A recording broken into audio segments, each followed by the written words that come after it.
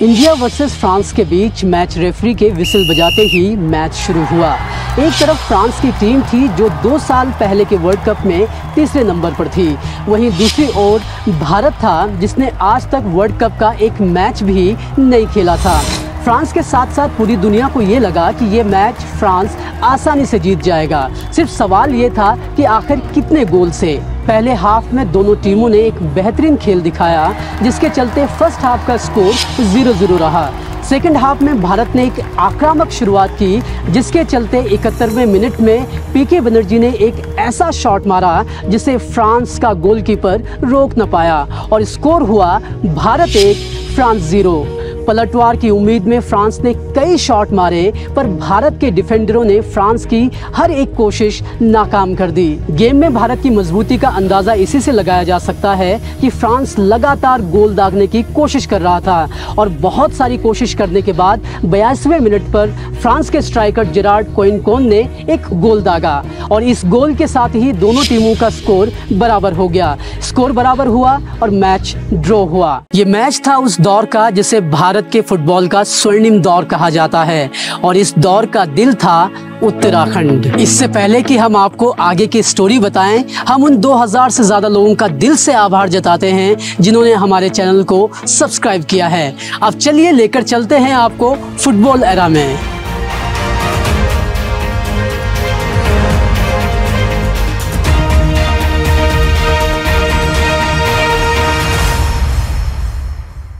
दुकानों की दुकान बंद हो गईं, लोग पेड़ों पर चढ़ चढ़कर मैच देखने लगे। ये सीन तो है देहरादून का, लेकिन ये कोई क्रिकेट मैच नहीं बल्कि फुटबॉल मैच का क्रेज था जो अब उत्तराखंड में नजर नहीं आता। उत्तराखंड की राजधानी देहरादून, जो आज सिटी ऑफ लव कहलाती है, एक वक्त ऐसा भी था इसे पूरे भारत के फुटबॉल का हब माना जाता था। इस दौर में देहरादून ने वो पागलपन देखा है जो आज दुनिया भर में आपको फुटबॉल के लिए दिख जाता है। जितना क्रेज आज भारत में क्रिकेट के लिए है, उससे भी ज्यादा क्रेज और पागलपन देहरादून में फुटबॉल के लिए था। घुघुती की टीम अभी जिस जगह पर खड़ी है, ये वही मैदान है जिसने देश को श्याम थापा और राम बहादुर छेत्री जैसे फुटबॉल खिलाड़ी दिए हैं। इस मिट्टी ने दशकों से भारतीय फुटबॉल को कई खिलाड़ी दिए जिन्होंने देश का नाम राष्ट्रीय और अंतर्राष्ट्रीय स्तर पर शुमार किया है। दून में फुटबॉल की शुरुआत वैसे तो 18वीं शताब्दी में ब्रिटिशर्स द्वारा की गई, लेकिन दून में फुटबॉल का क्रेज 1922 के बाद बढ़ा, जब प्रिंस ऑफ वेल्स ने रॉयल इंडियन मिलिट्री कॉलेज की शुरुआत की।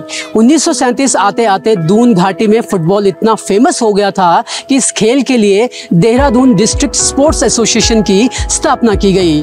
1950 और 1970 का दशक दून फुटबॉल का एक गोल्डन एरा रहा। 1953 में IMA यानी इंडियन मिलिट्री एकेडमी ने दुरांत कप के फाइनल में पहुंचकर उत्तराखंड के युवाओं के अंदर एक अलग ही जोश भर दिया। हालांकि मोहन बगान ने IMA को 4-0 से हरा तो जरूर दिया, लेकिन यहाँ से जो जोश उठा वो पूरी दून घाटी में फैल गया। 1958 में गोरखा ब्रिगेड देहरादून की दूसरी ऐसी टीम बनी जिसने दुरांत कप का फाइनल खेला। हालांकि इन्हें भी फाइनल में 2-0 से मद्रास रेजिमेंटल सेंटर ने हरा दिया। फिर आया वो वक्त जब देहरादून ने सिर्फ जीत देखी, चाहे वो 1966 का फाइनल हो या 1969 का फाइनल। गोरखा ब्रिगेड ने दोनों फाइनल जीतकर देहरादून में फुटबॉल का ऐसा क्रेज ला दिया जिसकी वजह से देहरादून को फुटबॉल का हब कहा जाने लगा। वो एक ऐसा दौर था जब भारतीय फुटबॉल टीम में कम से कम 2 खिलाड़ी देहरादून से होते थे। सिर्फ युवाओं में ही नहीं बल्कि स्कूल के बच्चों में भी फुटबॉल का क्रेज बढ़ गया था। इसका अंदाजा आप इसी से लगा सकते हैं कि जूनियर सुब्रतो कप, जो एक इंटरनेशनल टूर्नामेंट है, उसमें गोरखा मिलिट्री स्कूल ने 1964, 1965 और गोरखा बॉयज कंपनी ने 1969, 70 और 72 का खिताब अपने नाम किया था। उत्तराखंड की मिट्टी ने कई बेहतरीन फुटबॉल खिलाड़ी भारत को दिए हैं। इनमें से एक खिलाड़ी अपने गेम की वजह से the great wall of China के नाम से भी जाना जाता था। ये खिलाड़ी है राम बहादुर छेत्री। राम बहादुर छेत्री अपने क्लीन डिफेंस के लिए जाने जाते हैं। राम बहादुर छेत्री के असिस्ट की वजह से ही 1960 में फ्रांस के खिलाफ पीके बनर्जी वो ऐतिहासिक गोल मार पाए जिसका जिक्र हमने रिपोर्ट की शुरुआत में की है। राम बहादुर छेत्री की तरह ही एक महान प्लेयर जो उत्तराखंड ने हमारे भारतीय फुटबॉल को दिया वो थे श्याम थापा। श्याम थापा अपनी स्ट्राइकिंग एबिलिटी के लिए जाने जाते हैं। आपको ये जानकर हैरानी होगी कि इतना टैलेंट होने के बाद भी आखिरी बार उत्तराखंड में किसी क्लब ने ट्रॉफी साल 1976 में उठाई थी। ये क्लब है जुबिलेंट ज्योति। ये वही क्लब है जिसने आउट ऑफ कंट्री जाकर कोई चैंपियनशिप जीती है। अब सवाल उठता है कि आखिर आज फुटबॉल जब उत्तराखंड का राज्य खेल है तो इस गेम के लिए अब वो क्रेज क्यों नहीं दिखाई देता? क्या अब यहाँ के लोगों और बच्चों में फुटबॉल को लेकर दिलचस्पी नहीं रह गई है? एक पल के लिए ऐसा लग सकता है, लेकिन ऐसा है नहीं। देखा जाए तो जब से उत्तराखंड अलग राज्य बना है तब से ही स्पोर्ट्स को लेकर राज्य स्तर पर कोई कदम और कोई कड़े नियम नहीं बनाए गए हैं। जिला स्तर पर भी कोई बड़ा टूर्नामेंट नहीं हुआ है और यही वजह है कि फुटबॉल यहाँ पिछड़ता नजर आता है। हम समझते हैं कि सरकार जो है टूर्नामेंट करने दे या कराए। टूर्नामेंट होना चाहिए। हाँ, जैसे मान लीजिए हमारे देहरादून में अभी यहाँ पे ऑल इंडिया बिल्कुल टूर्नामेंट नहीं होता है। पहले ज़माने में हम जब स्टूडेंट थे तो हम खेलते थे तो वहाँ पे नॉर्दर्न रेलवे, रूपाराम कप, महंत कप वगैरह वगैरह बहुत चलता था। हम उस समय स्टूडेंट थे, है ना।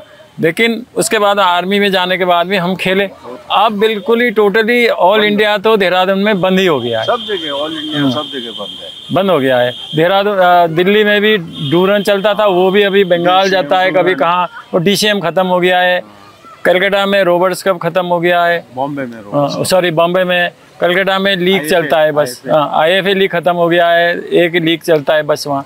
तो इस तरह से पूरा इंडिया में फुटबॉल खत्म हो चुका है। गवर्नमेंट को यही करना चाहिए कि ऑल इंडिया टूर्नामेंट होना चाहिए। सरकार की तरफ से आश्वासन जरूर दिए जाते हैं लेकिन काम होता नजर नहीं आता। 2020 में अनिरुद्ध थापा ने एक ट्वीट किया कि उत्तराखंड फुटबॉल के लिए एक बेहतर इंफ्रास्ट्रक्चर की जरूरत है। इस पर जवाब देते हुए उत्तराखंड सुपर लीग के फर्स्ट सीजन के टेक्निकल डायरेक्टर वीरेंद्र सिंह रावत ने जवाब दिया कि देहरादून फुटबॉल का हब है लेकिन सरकार की तरफ से इसे बचाने के लिए ज्यादा प्रयास नहीं किए जाते हैं। इन ट्वीट से साफ नजर आता है कि हमारे फुटबॉल खिलाड़ियों में काफी दमखम है लेकिन सरकार और एसोसिएशन की तरफ से प्रयास न किए जाने की कमी साफ झलकती है। ऐसा नहीं है कि सरकार ने कभी कुछ किया ही नहीं। साल 2016 में उत्तराखंड सुपर लीग की शुरुआत की गई लेकिन पहले एडिशन के बाद लीग का क्या हुआ आज तक किसी को नहीं पता। देश में भले ही फुटबॉल को बूस्ट करने के लिए काम हो रहे हैं लेकिन उत्तराखंड में फिलहाल ऐसी कोशिशें होती नजर नहीं आती। अब उत्तराखंड में फुटबॉल का भविष्य कब सुधरता है वो तो वक्त ही बताएगा, लेकिन फिलहाल एक और स्पोर्ट है जिसमें उत्तराखंड आगे बढ़ता जा रहा है और वो है बॉडी बिल्डिंग का। इसमें उत्तराखंड की पहली महिला बॉडी बिल्डर प्रतिभा थपलियाल ने बाजी मारी है लेकिन उनका बॉडी बिल्डर बनने का सफर इतना आसान नहीं था। प्रतिभा के एक बीमारी से उबरकर बॉडी बिल्डर बनने पर देखिए हमारी ये खास रिपोर्ट और तब तक के लिए चैनल को सब्सक्राइब जरूर करिए। अगर आपको रिपोर्ट पसंद आई हो तो शेयर और लाइक करने की भी जरूर सोचें। शुक्रिया।